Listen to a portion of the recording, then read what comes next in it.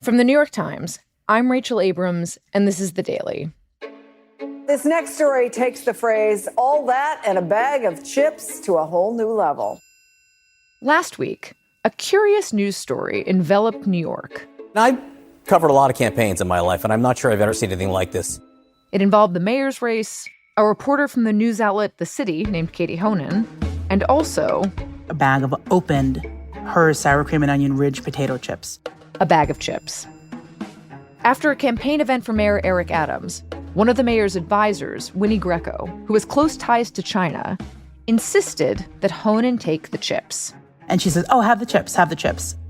I refused the chips multiple times. No, I don't want. She said, take chips. I said, no, it's okay. I don't want any chips.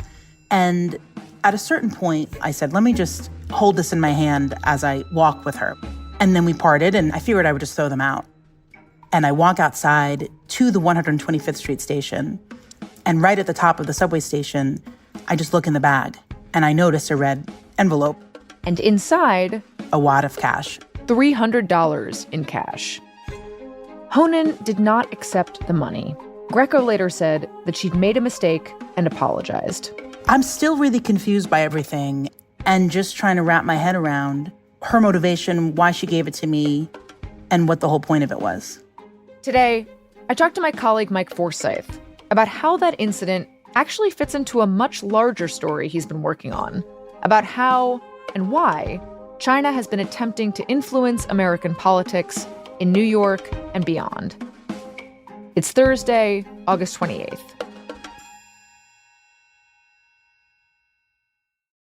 Mike Forsythe, welcome to The Daily. Glad to be here.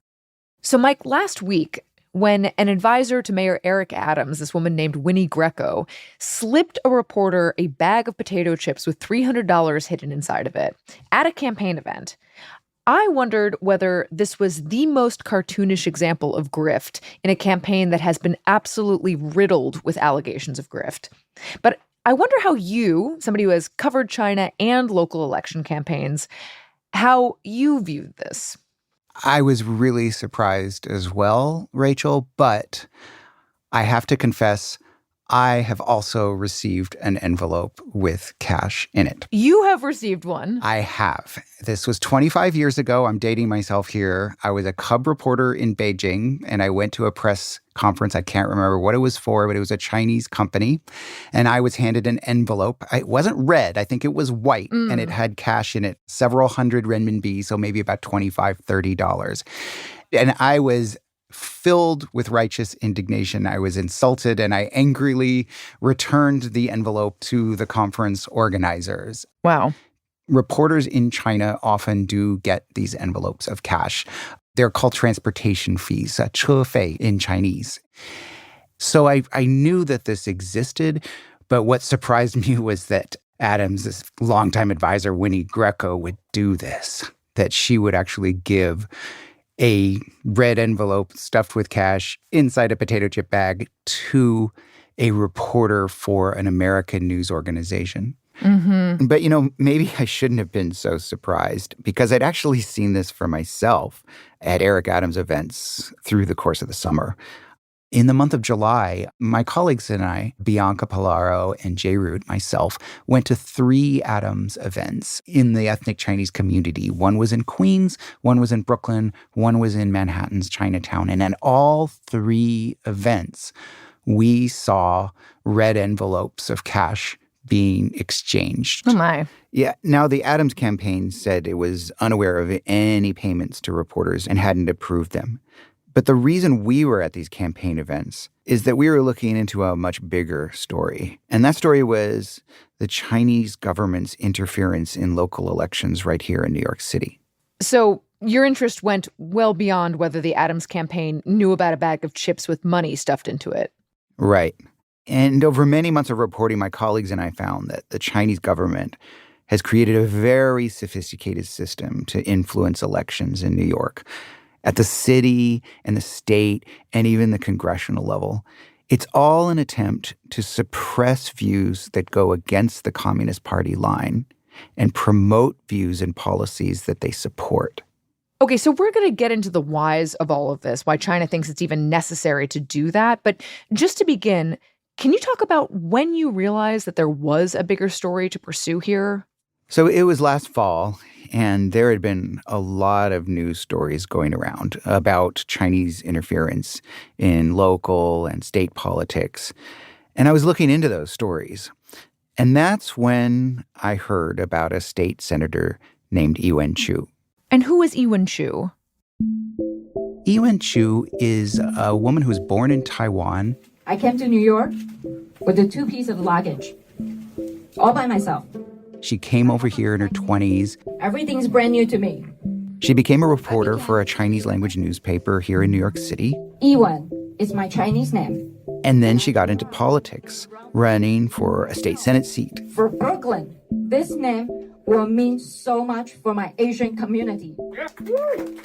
She won that election in the fall of 2022. And she became the first Asian American woman in the New York State Senate. We need to have a seat at the table. And to all my friends from Brooklyn. And a few months after she took office, she got an invitation from the president of Taiwan, who was visiting New York, to attend a banquet on Manhattan's West Side at a place called the Glass House, which interestingly is only a few blocks away from the Chinese consulate. Taiwan's president at the time was a woman named Tsai Ing-wen, and she spoke at the event. And we are confident that Taiwan will continue to stand tall, free, democratic, and with dignity. And it was kind of a delicate diplomatic affair because the U.S. doesn't really officially recognize Taiwan. And our reporting shows that there were some local politicians who were invited, but who chose not to go. But Ewen Chu did go. And of course, Ewen Chu was just honored to do this. She came from Taiwan. It was a great thing to be able to attend this banquet. That we are stronger when we stand together in solidarity with fellow democracies.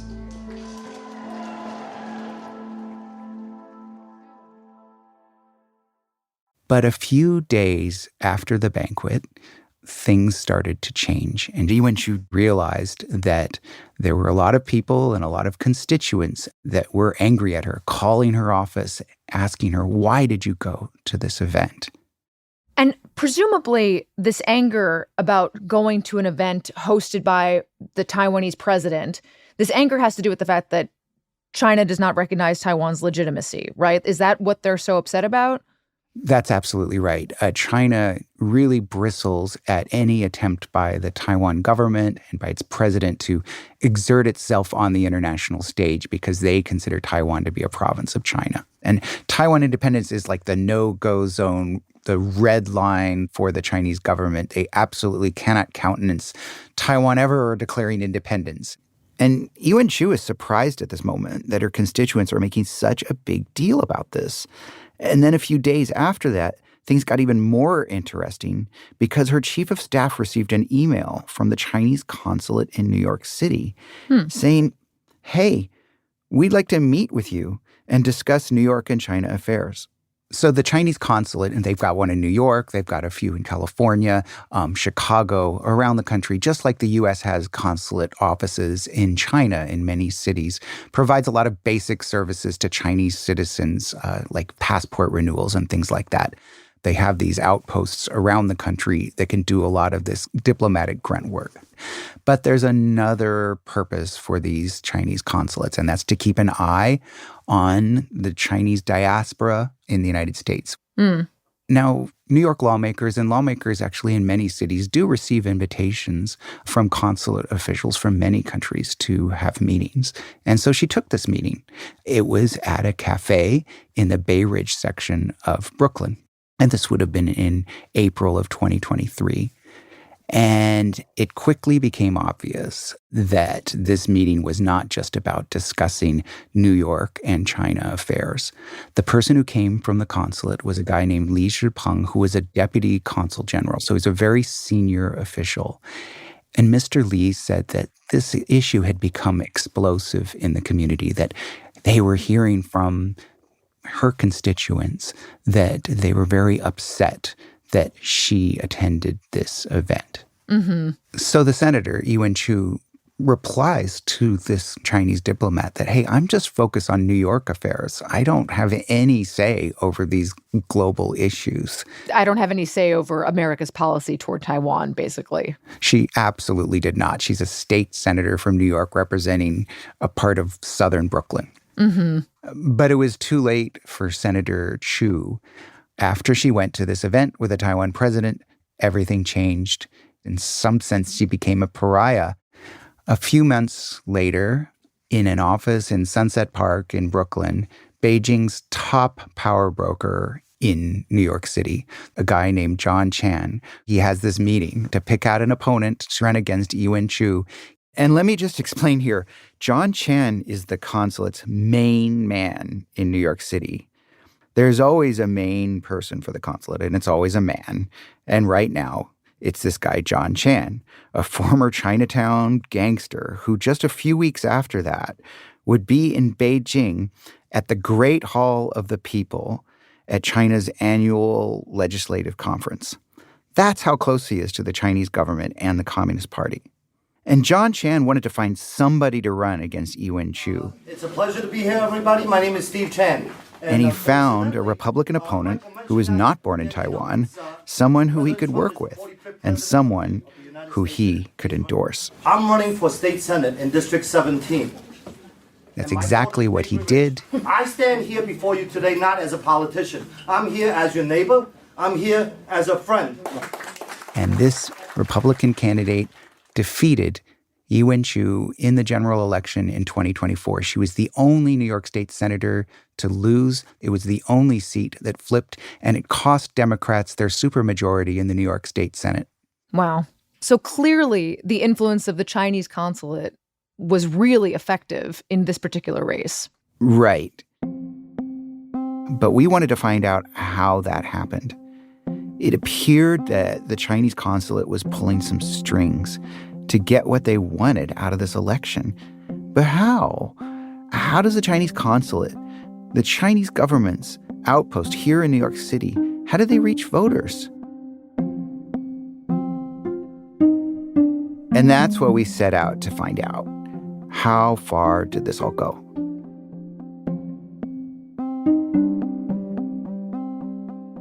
We'll be right back.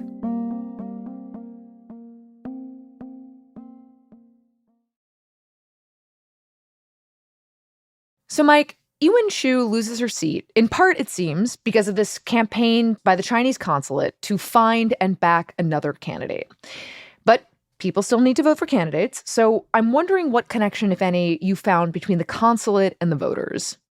So the first thing I did is try to figure out more about this huge Chinese American community in New York. The number of ethnic Chinese people in New York City is greater than any other place outside of Asia.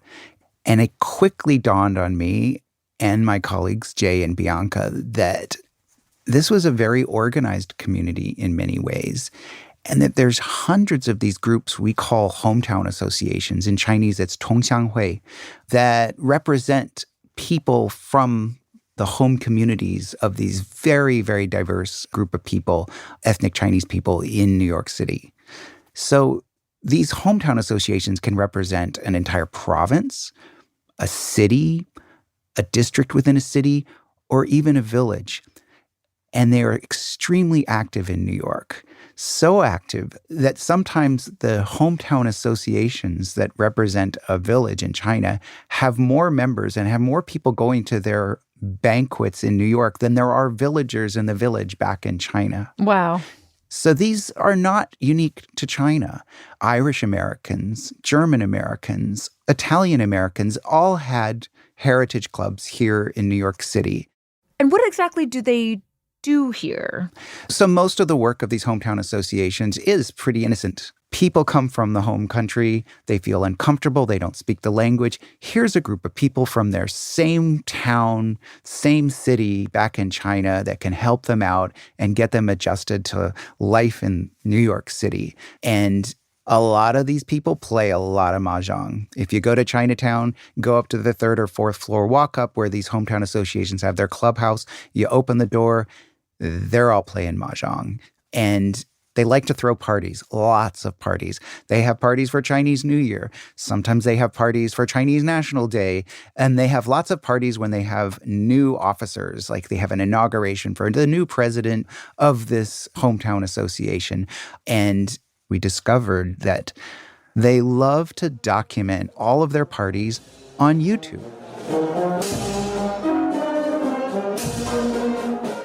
And what they show is that some of these hometown associations are under the influence of the Chinese consulate. They fly the Chinese flag. They sing the Chinese national anthem.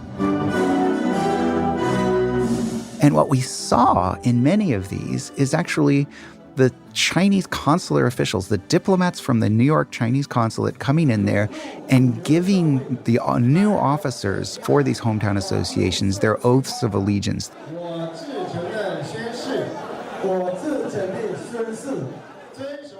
Where they pledged to be, very good president of whatever organization. And some of the things that the hometown association people were pledging to were very anodyne, like be really honest, be good, love your hometown, love your association. Non-controversial things. Very non-controversial things. But sometimes the things that they were pledging oaths to, that they were promising to uphold, were core Chinese policies.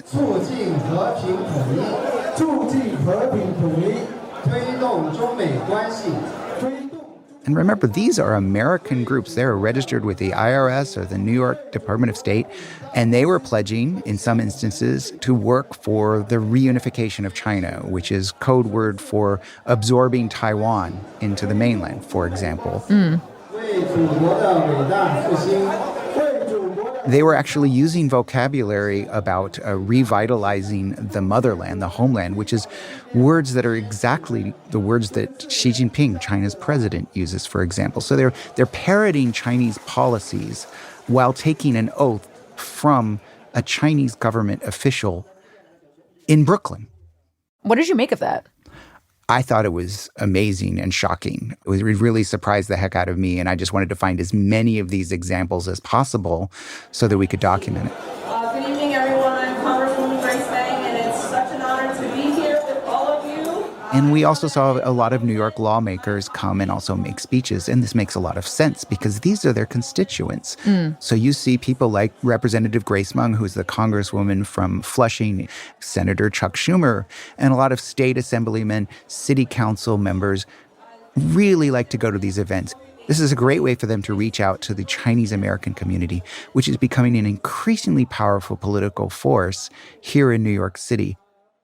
Okay, so it sounds like these hometown associations are a really powerful way of reaching voters. And we know that the consulate is involved in some of their events, but what did you learn about what role, if any, the hometown associations played in Ewen Chu's specific case, like in her loss? So this was very difficult to report because what we were learning is that the consulate would talk to the leaders of these hometown associations. And then those leaders of these hometown associations would pass on whatever the consulate was saying to these lawmakers or to their members. And the challenge for us was to document this. We really needed some of these hometown association members to fess up, basically, to say, yeah, we met with the consulate. And this was a real challenge for us because they have no interest in talking to us. So it took many, many months, but eventually we got lucky. And what we learned was a few days after Ewen Chu went to this banquet with the Taiwan president, that hometown leaders got called in to talk to the consulate about this event. And we were able to talk to one of them, a guy named Zhen Jinrong, who is the longtime leader of a very large hometown association that's located in Brooklyn. And he was called into the consulate, and there were two diplomats from the consulate in the room, and they started asking him about this banquet and about Senator Chu, and they were asking questions about, well, what do you think her position is on Taiwan independence? And so they were concerned that Ewen Chu going to this might indicate that she somehow supported Taiwan independence. So Zhen Jinrong, was getting these questions from the Chinese consulate, and the Chinese consulate was telling him that they were hearing from the community that people were upset about Senator Chu going to this event. they're maybe subtly or not so subtly, actually, trying to send this guy the message that we do not like this woman's actions and we do not like her. Yeah, that's certainly the message that he could have gotten. And it was a message that other hometown leaders got as well. They had all backed her in her 2022 election victory. They were proud to support somebody who is a Chinese speaker, somebody who's ethnically Chinese and would be the first ethnically Chinese person to represent them in Brooklyn. But after she went to this event with the Taiwan president, she stopped getting invited to their many functions that they had, from Christmas parties to Chinese New Year's celebrations. And one by one, these hometown associations dropped their support for her and backed her Republican opponent. And as I said before, she lost.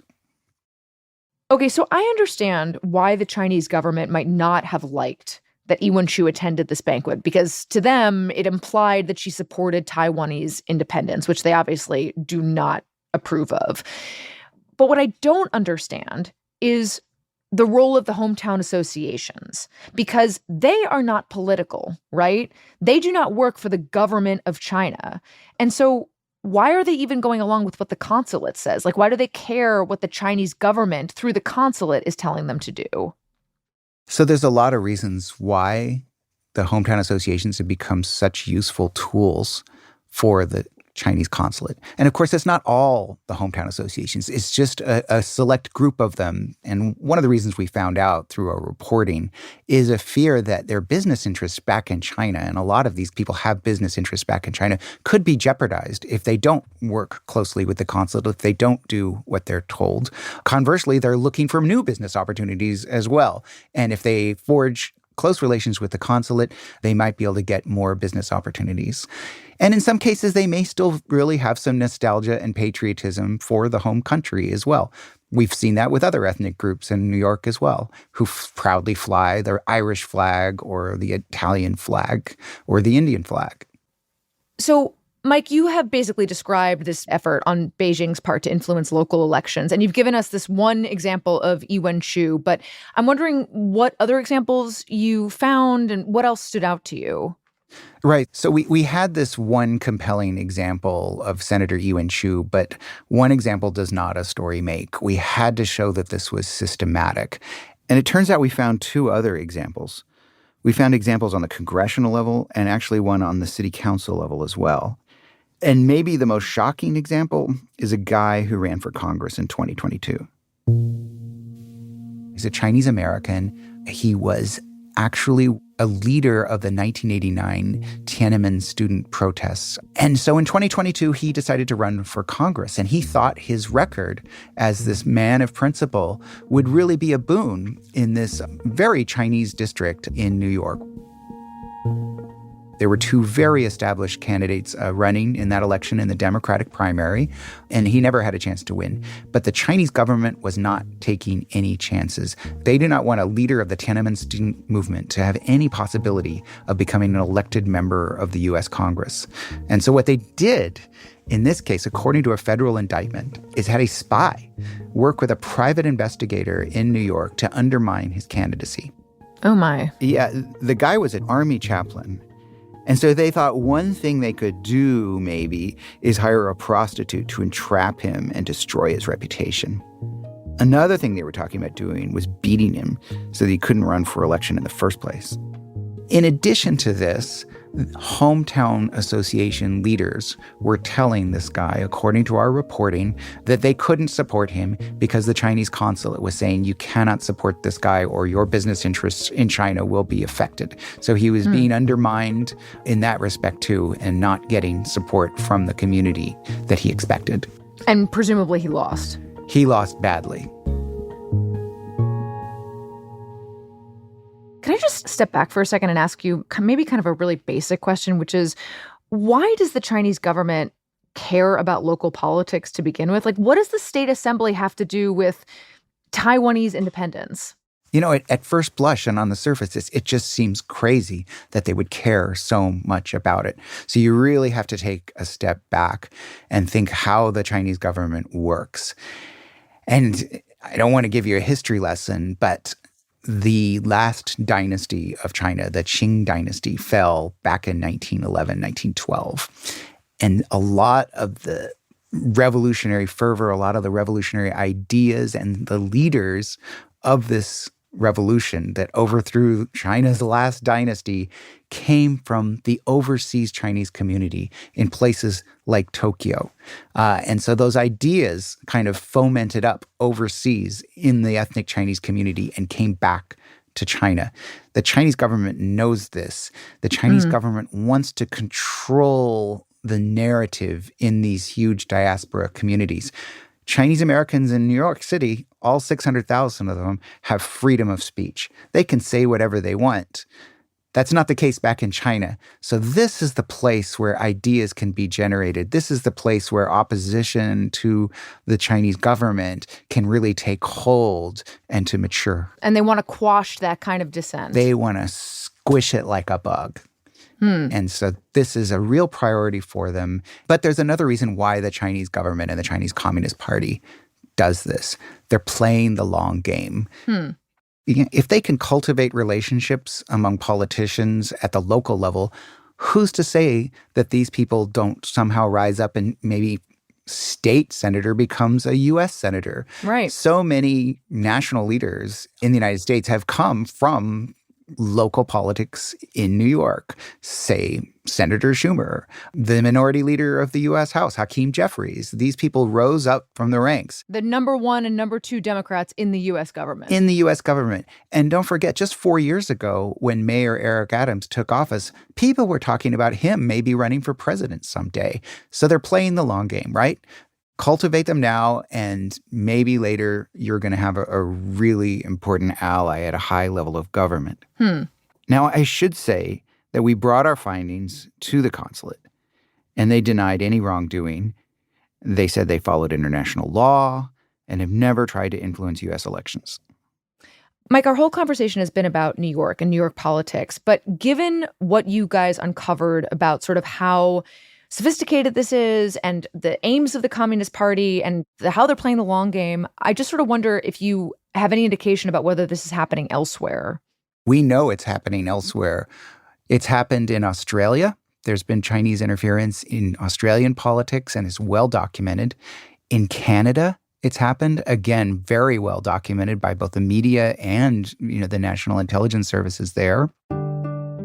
And I think the concern here is the Chinese government's ability to control the narrative, to make it so that talking about more democracy in China, and not just for ethnic Chinese politicians, but for politicians in general who want to win the vote of these communities, that talking about these issues that go against the Communist Party, the Chinese government's line, is just something best to be avoided. It's just too much trouble, so why even bother? And that's concerning because these beliefs of more freedom for people, like in Hong Kong or Taiwan or China, are really fundamental beliefs that anyone around the world who treasures liberty, freedom, democracy should be deeply concerned about. Mike Forsythe, thank you so much. Thank you, Rachel.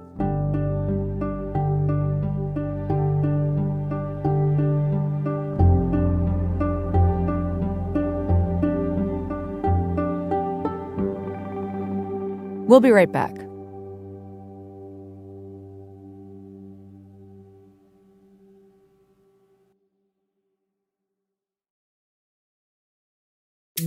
Here's what else you need to know today. Police identified the shooter who killed 2 children and injured 17 at a Catholic school in Minneapolis as a 23-year-old former student. While a motive for the shooting was still unclear as of Wednesday night, the suspect's social media accounts contain videos of diary entries that describe the killing of children and a drawing of the sanctuary of the school's church where the shooting took place as the students were attending morning mass. So we really didn't know what to do. We just got into the pews and he shot through the stained glass windows.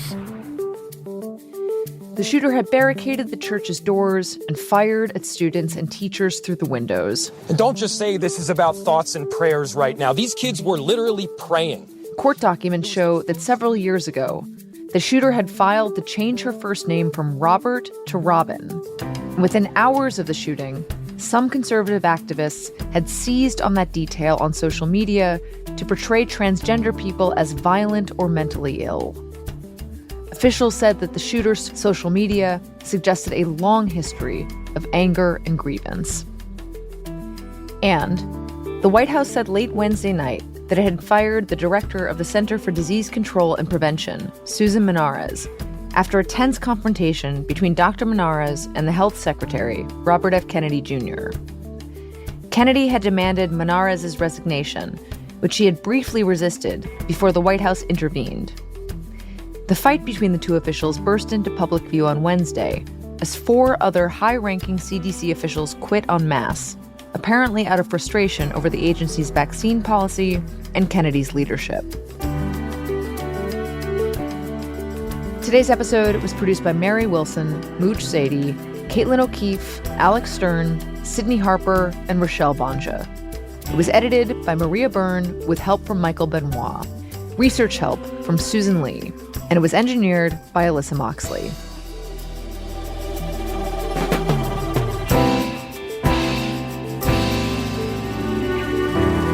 That's it for The Daily. I'm Rachel Abrams. See you tomorrow.